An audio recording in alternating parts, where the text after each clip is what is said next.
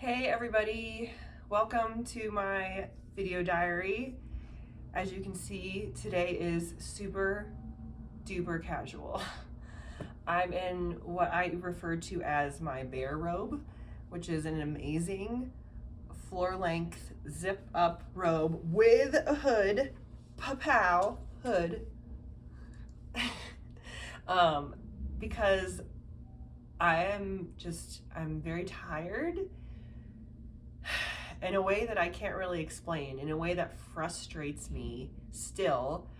As a projector, I really try to focus on allowing myself to have inconsistent energy levels and to be tired when I'm tired and to be, oh, that sun is crazy, hold on. Exhausted when I'm exhausted without having to have a reason for it. And lately, I've been working at the restaurant, and I normally work 3 days a week, and that's exhausting to me, like very exhausting. And I find that the more that I focus on myself and what I truly enjoy doing and all of the inner work and human design and all of it, the more I hate this. The more I just don't, it like exhausts me to like a ridiculous degree. Last night was not busy. We were overstaffed with servers like we normally are. So it wasn't super tiring. It was super windy outside, so there was no one sitting outside. That's a lot of times that sneaks up on me because our patio is kind of large and separated away from the inside tables. So sometimes you're like trekking back and forth, and that's like, duh, that's exhausting. But last night there was no patio and there was a gazillion servers on, and I really didn't work very hard, or I didn't feel like I did. There has been times at that restaurant why I've hustled so much at the end of the shift. I'm sweating. I'm like actually tired and thirsty and hungry. But yesterday was super mellow, and the day before was super mellow. It wasn't great money, which makes me very nervous. But that's where I get so confused is, okay, it wasn't that physically exhausting in a traditional sense, so why am I like dead ass tired? I woke up this morning feeling like my legs were made of cement. I woke up at like 6 a.m. because one of my dogs needed to go outside. They're very good at telling us in the middle of the night if they need to go outside. And Sean was in the shower. He's getting ready for work. And when she needs to go, she needs to go. And lately she's been kind of finicky. So I got up and I took her outside, and I come back and I tell Sean, bye. I give him, like, he's getting out of the shower. He's like, why are you up? And I was like, she had to go outside. And he felt bad because he would have taken her for me, but like he was literally in the shower. And I gave him a hug. I'm like, I'm gonna go back to bed. I'm hugging you right now, because usually he comes and hugs me and kisses me goodbye, wakes me up a little bit, hugs me, kisses me goodbye. I don't usually have a problem falling back asleep after I've been woken up. So I like this. I like that he comes to say goodbye to me. But this morning, I didn't want to be woken up a fucking again. So I said, I love you, baby, hug. And I got back in bed. My alarm was set for 7:45. I smacked it at 7:45 and slept till 8:30. And this is kind of how, hello Sagan. This is kind of how I do things. I allow myself to sleep in. I normally am up before 8 o'clock. On days when I don't work the night before, I'm up even earlier. I like to get up in the morning. I think I would be a morning person if I didn't work nights and I didn't love sleep so much. So yeah, I allow myself to sleep in, and I allowed myself to just kind of like half awake, laze around. I don't like the term lazy, so I take that back. Just kind of relax through the morning. We'll use relax. I purposefully don't have anything else to do before work again tonight. this was really the only thing. And even this, I was like, oh my God, do I have the energy to record? Yes, I do, because I'm talking about what's happening with me right now. So I get super frustrated that I'm exhausted, because I know there's people who work way more hours than I do and do other things and are not as exhausted. And so it frustrates me. And I have to keep reminding myself that this energetic exhaustion that I'm feeling is not representative of like physical exertion. I'm feeling this because this physical place, this environment is not correct for me. As a mental projector, environment is like one of the number one things. And I've been working in an environment that's not correct for me for almost 9 years.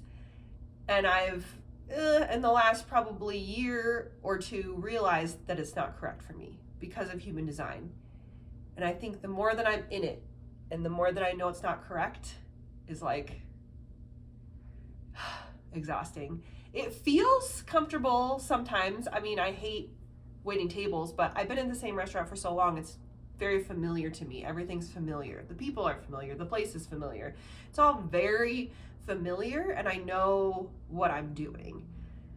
I think that's why, a big reason why I haven't left is because I don't know if I have the energetic capacity to start over, like at a new restaurant. Ugh, even saying that makes me want to barf. And the restaurant I work at is fine. It's just, I don't want to wait tables anymore. I just don't. And being there and around all the people and all the energy, and now that it's becoming warmer outside and starting to become summer, people are getting wasted again. And it's just, taking care of adults who don't know how to manage their alcohol levels is one of the worst things about my job. It's awful, because if you cut somebody off before they've paid you, then surprise, surprise, you're not going to get a tip. You're just not. Sorry, it's not happening. So you just have to potentially overserve someone so that you make enough money to survive. I make less than $10 an hour as my hourly rate. So tips for me are a necessity. It's not like, oh, thank you for giving me a tip. I make $15 an hour or $18 an hour. I think I would need a tip at $15 an hour too. But we make low hourly, so the tips are, we need them to survive. And when you have people who are partying or celebrating and they don't know how to handle it, we have to be the judge. We have to be the responsible person. Oh, we know how much I hate responsibility. Oh, this is probably one of the main reasons, is because when this happens, when someone drinks too much, they lose all of their personal responsibility for themselves. And that means that the people around them have to have responsibility for them. And I hate that. I haven't been drunk since my 4-year wedding anniversary. So almost 3 years since I've been actually intoxicated. I've had alcohol.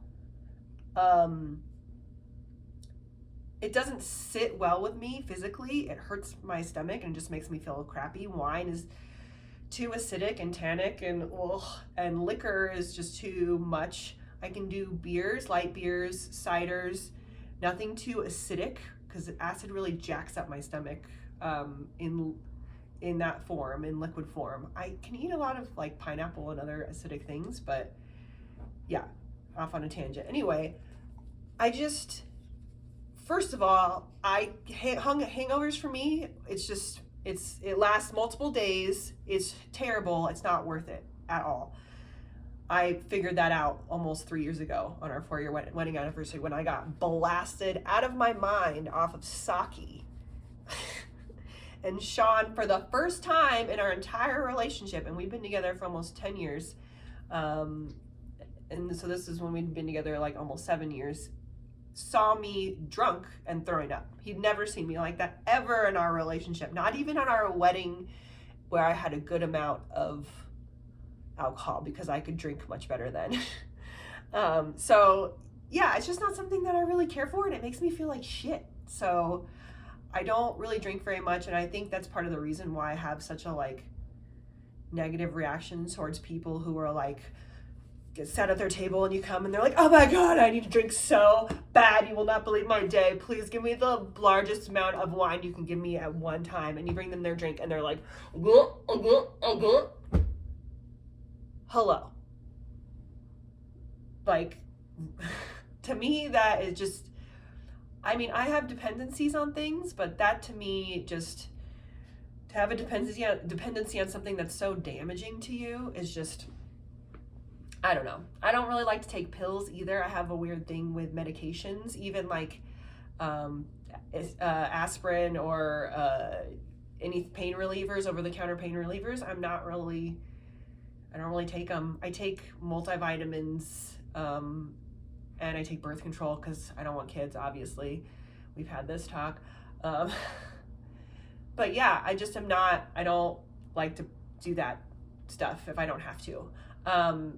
So yeah, when you see like alcohol dependency in people on a regular basis, it starts to really like make you feel a little bit like almost jaded towards the human race. I know that sounds extreme, but it's just sometimes it's like, I don't want to take care of you. Like, you take care of you, you know? Anyway, so let me bring it back around so I can wrap this up in the way that I sort of intended. I'm exhausted and it fucking pisses me off that I'm this exhausted after 2 shifts.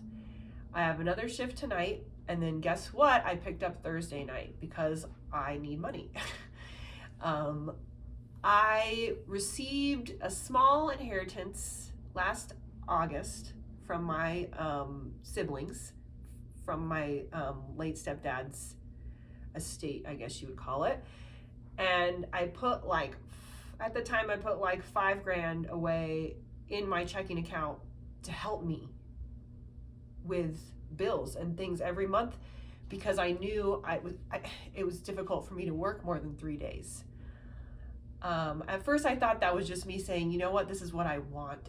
I would just want to work 3 days. Like, this would be totally cool. And the more that I do it, and the more that I pick up Thursdays randomly and go, holy shit, like, I don't know if I could do this on a regular basis. So it's gone from, this is like a luxury. And when I tell people I only work 3 days at the restaurant, they treat it as such, very luxurious. It's gone from that to like almost a necessity for my body. My body has started to wear down. All the shit that's wrong with me is flaring up. My wrist, that has always bothered me because I have a ganglion cyst and a ligament damage. And then I have arthritis in both hands. So guess what? This hand has started to bother me as well at work. My hip has started to bother me. My knee, my shoulder, like everything has kind of... And I know, and what everyone's saying, these are signs you need to leave. Well, no shit. I would love to leave. I didn't want to cry. I would love to leave, but I cannot.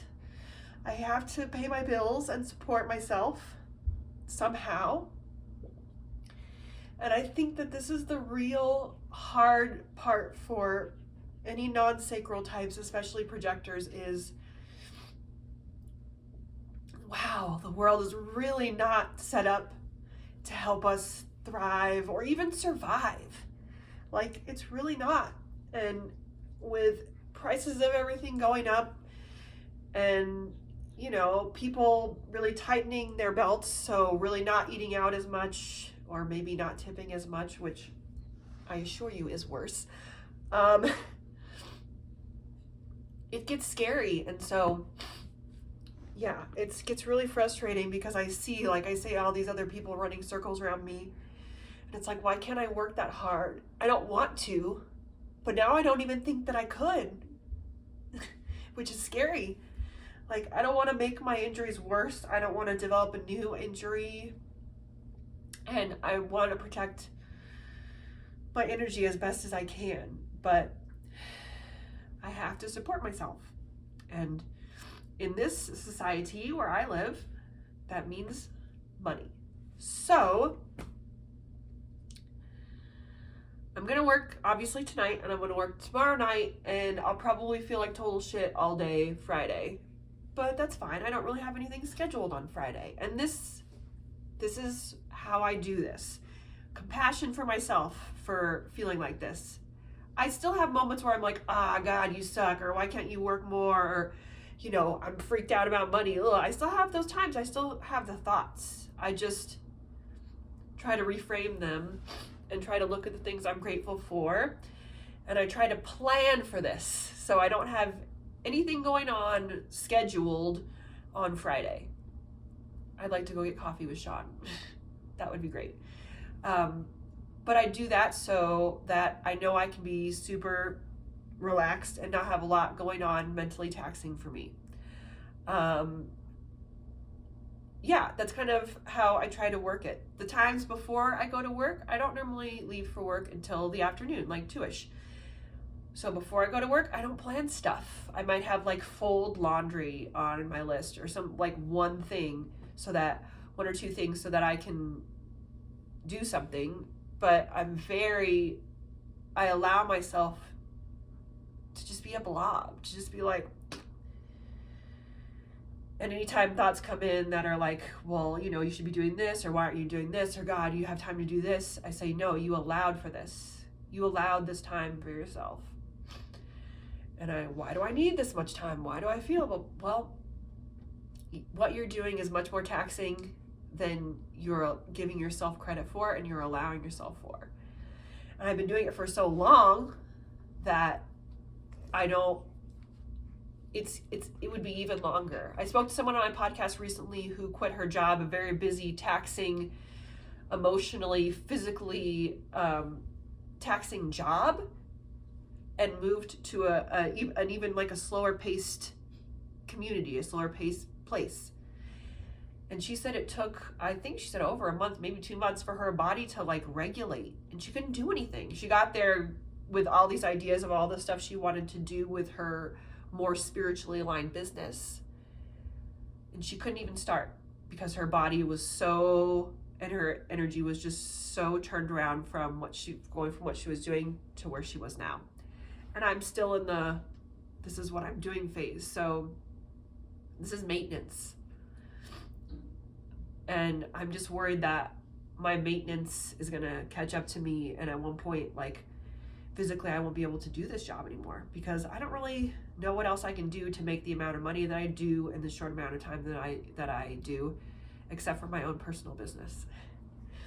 So this brings me around to mention Human Design Guidance Counseling, which is a service that I'm offering. It's a one-time session to start. It's $89. It's on my website. We discuss what's going on in your life through the lens of your human design. And if you're into it, it's like a 45-minute session. You don't have to know anything about your design to have it. You don't have to have any other readings before. If you're into it and you want to continue working with me as sort of a continued support, so I can stand with you and support you and help you see all the perspectives in front of you and where you actually could be using your energy best, and maybe, oh, did you think about this thing over here? And really listening to you and giving you just non-judgmental feedback. Then I offer the same 45 minutes to an hour Human Design Guidance Counseling sessions, but in a package deal. If you buy at least 2, you get 15% off of each of them. And you also become one of my Human Design Guidance Counseling clients, which means you get unlimited Voxer access to me in between sessions so that you can ask questions, say stuff, share stuff, say hello, all that kind of stuff. And I'm really excited about this because I wanted to figure out a way to support people, but I couldn't figure it out in a way that would work for me. And this is a way that aligns better with me than something like a coaching program or anything with the word program at the end, because to me that feels structured and like, here is your itinerary and syllabus and we're going to be here and here and here, and this is not that. This is what's going on in your life right now. Okay, well, I'm going to share with you what's going on in the transits, what's going on in your chart all the time. What do you think about this? What do you think if you look about it on this? I'm going to Voxer you. Hey, how's your Monday? I know you had XYZ going on. I'm going to check on you and make sure that you know that I'm here to support you in between sessions as well. So I'm really excited about this. If you're interested, you can ask me questions on my website, JanelleTurner.net, or here, or Janelle Turner HD on Instagram. Again, thank you guys for watching. This was a really casual one, obviously, as you can tell from my emotions. And I'm glad that I shared with you, even though I wasn't sure about it today. So thanks, y'all.